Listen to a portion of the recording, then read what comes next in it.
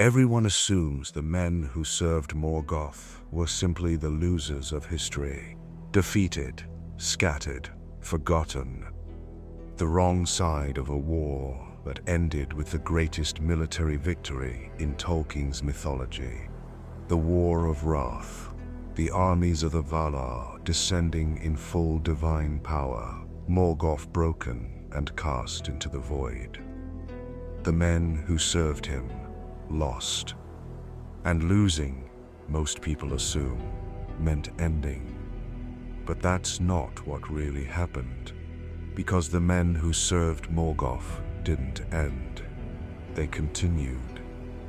And what they became across the Second Age and the Third Age and into the Age of Men is one of the darkest and most philosophically troubling threads in all of Tolkien's writing. The question isn't what happened to them in the War of Wrath. The question is what Morgoth's service did to them before the war ended, what it changed, what it took, what it left behind in the people who survived it. And the answer is more disturbing than simple defeat. To understand this, you need to understand what men were when they first appeared in Middle-earth. Men, the second-born children of Ilúvatar, woke in the far east of Middle-earth in the First Age.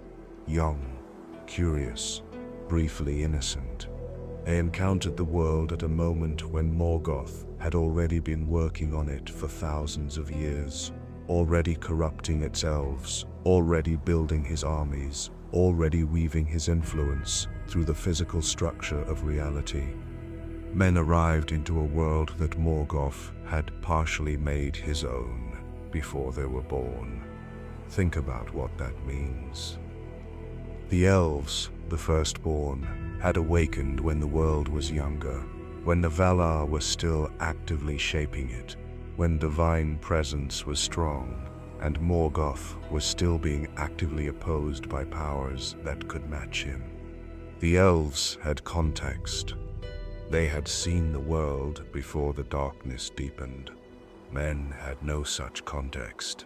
They woke into a world where Morgoth's shadow was already long, where his missionaries and dark priests were already moving through eastern lands, where the choice between Morgoth's service and resistance was often not a clean moral choice, but a survival question with no good answer. This is where things get darker. Well, because Tolkien makes clear that the men who turned to Morgoth's service in the First Age did not, for the most part, do so from pure evil. They did so from fear, from desperation, from the specific vulnerability of beings who had arrived in a world they did not understand, facing a power they could not oppose, offered protection and purpose by the only force that seemed capable of providing either.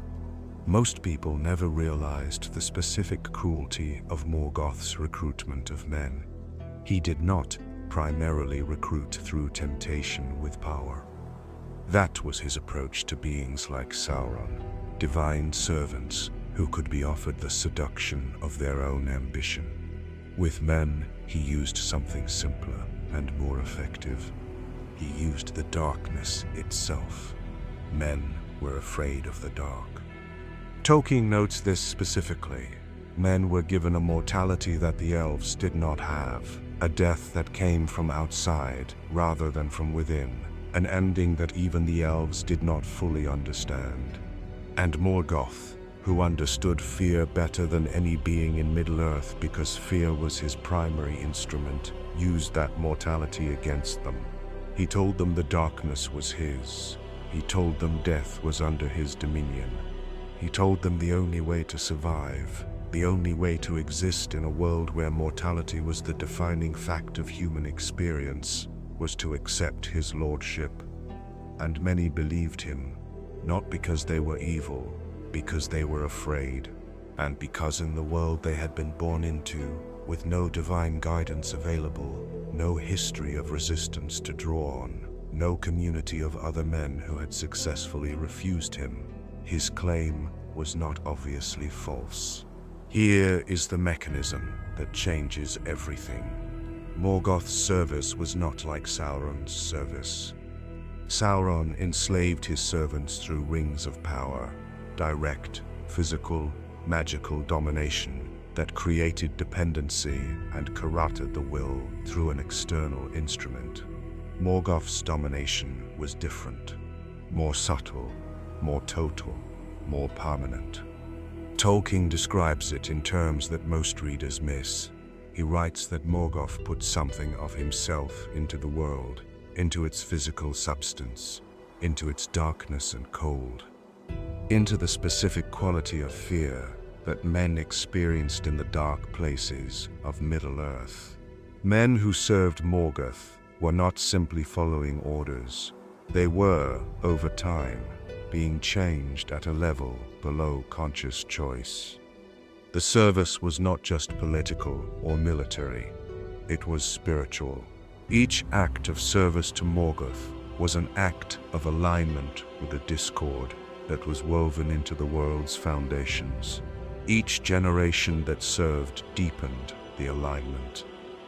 Each child born into a family that had served for generations was born into a spiritual inheritance that shaped how they experienced the world from the beginning. By the time the War of Wrath came, by the time the great conflict finally ended and Morgoth was defeated, the men who had served him for generations were not simply people who had made wrong choices. They were people whose entire framework for understanding the world had been shaped by centuries of alignment with his darkness. Defeating Morgoth did not undo that shaping. And this is the consequence that Tolkien traces through the rest of his mythology, with a patience and a sorrow that most readers miss because they are reading for plot rather than for this. The men who served Morgoth survived the War of Wrath. They scattered, they moved east and south. They did not carry visible marks of their service, no rings of power, no dark armor, no physical signs of what they had been. They looked like other men, but they carried something invisible. A specific orientation toward the world, a specific susceptibility to the next dark power that arose after Morgoth's fall. Sauron knew this. Sauron, who had served Morgoth and understood his methods better than anyone, knew exactly which human populations to approach first when he began his own rise in the Second Age. He went east, he went south. He went to the descendants of the men who had served Morgoth, not because they were uniquely evil, but because they were pre-aligned. Because the generations of service to Morgoth had created a spiritual and cultural inheritance that made Sauron's next offer feel familiar rather than foreign. The men of Rhûn, the Haradrim, the peoples of Khand, their ancestors having a spiritual ending. Their descendants served Sauron, not as a coincidence, as a transmission.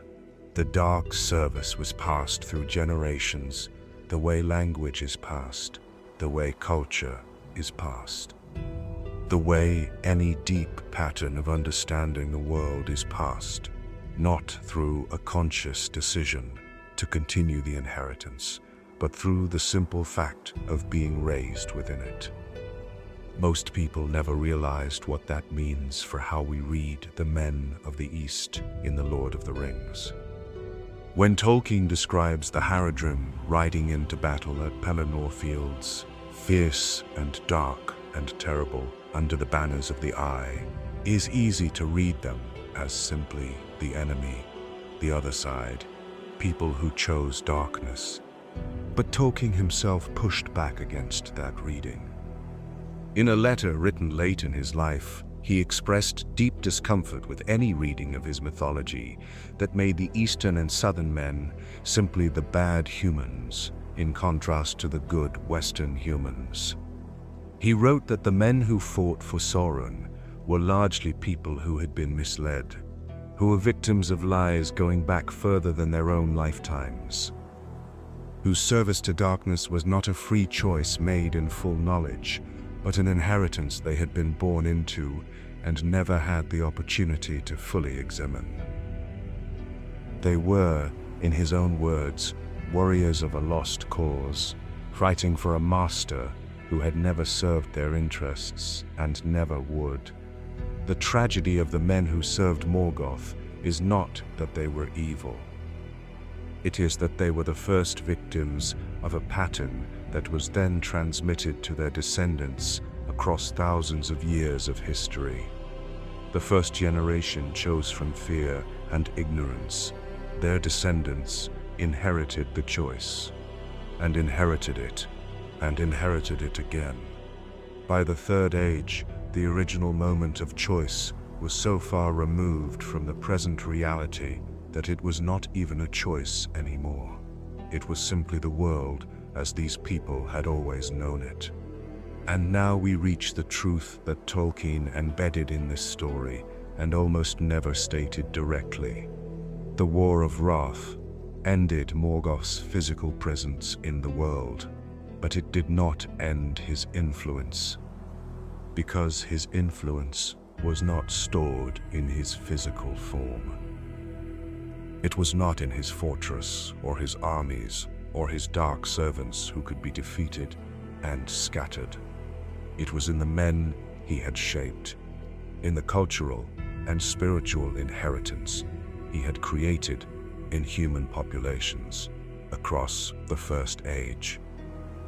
In the specific way of understanding the world as darkness, death as his dominion, power as the only protection against fear that he had spent thousands of years cultivating in the people most vulnerable to it. Defeat Morgoth, bind him in the void, break his physical power utterly. His real legacy walks out of the First Age on two legs, spreads across the Second Age into eastern and southern lands, becomes the recruiting ground for Sauron, fills the armies that march on Minas Tirith 3 ages later. The men who served Morgoth were not his weapons, they were his inheritance. And inheritance, unlike a fortress, cannot be thrown down by any army, cannot be defeated in any war, cannot be healed by any single act of divine intervention. It can only be changed from the inside, slowly, over generations, through the patient work of people who offer something different, a different understanding of death, a different framework for courage, a different relationship to the darkness, which is exactly what the men of the West attempted. And which is exactly why the conflict between the West and the East in Tolkien's mythology is not simply a war between good people and bad people. It is a war between two different inheritances. Two different transmissions of understanding that began in the First Age and played out across thousands of years of history. There is a philosophical depth here that goes beyond Tolkien's mythology into something true about the actual world.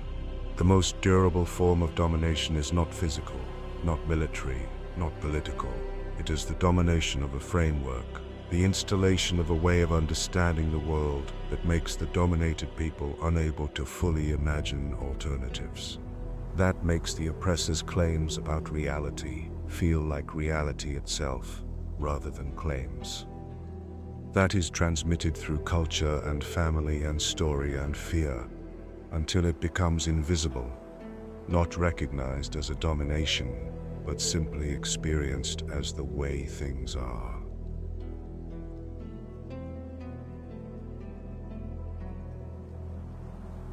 Morgoth was the most sophisticated practitioner of this kind of domination in Tolkien's world, not because he was the most physically powerful, though he was, but because he understood that physical power, however immense, is temporary. Armies can be defeated, fortresses can be thrown down, dark lords can be bound in the void. But a people who have been taught to understand the world, but a people who have been raised to see death as your dominion, darkness as your element, fear as the natural response to existence. Those people carry your legacy long after you are gone. The most terrifying thing Morgoth ever did was not destroy the two trees, was not steal the Silmarils,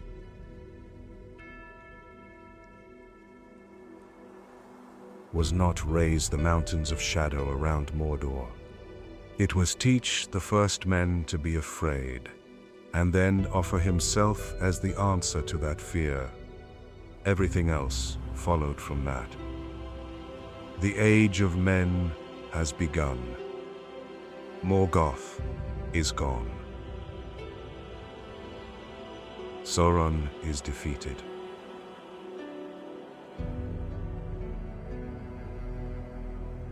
The great visible conflicts of Tolkien's mythology are over, and in the eastern and southern lands, where the descendants of Morgoth's servants live out their Fourth Age existence, farming, raising children, building communities, trying to understand a world that their inherited framework makes difficult to fully see clearly, his legacy persists, not as darkness, not as active evil, not as the conscious choice of people who prefer Morgoth to the alternative, simply as a specific quality of experience, a specific relationship to fear, a specific difficulty in fully trusting that the darkness is not someone's dominion, that death is not a punishment, that power is not the only protection available. These are not evil beliefs. They are wounded ones. The wounds of people whose ancestors were shaped by the most sophisticated and patient dominator in the history of Tolkien's world. The War of Wrath ended. Morgoth lost. But the men he shaped are still shaped, are still passing that shaping to their children, are still living in a world whose darkness feels, in some inarticulate deep way, like it belongs to something that once told their ancestors it owned the night. That is his real victory, not the battles he won, not the Silmarils he held. The specific fear he installed in the first people who were afraid enough to listen. We know what happened to the men who served Morgoth. We know they became the inheritance that made Sauron's rise possible. We know their descendants fought at Pelennor Fields, under a banner they did not choose but were born into. But there is one group of men in Tolkien's world whose story connects all of this to the most disturbing question in the entire mythology. Men who did not serve Morgoth from the east, men who came from the west, men who were among the most powerful and beloved human civilizations in Middle-earth's history. Men who nevertheless fell, who chose the darkness, not from fear and ignorance, but from knowledge and grief and a specific, unbearable desire. The Númenóreans, therefore, is not about weakness. It is about what happens when the strongest and wisest and longest-lived of men finally confronts the one thing Morgoth promised to control, and discovers that he was right about it all along. That is the next story.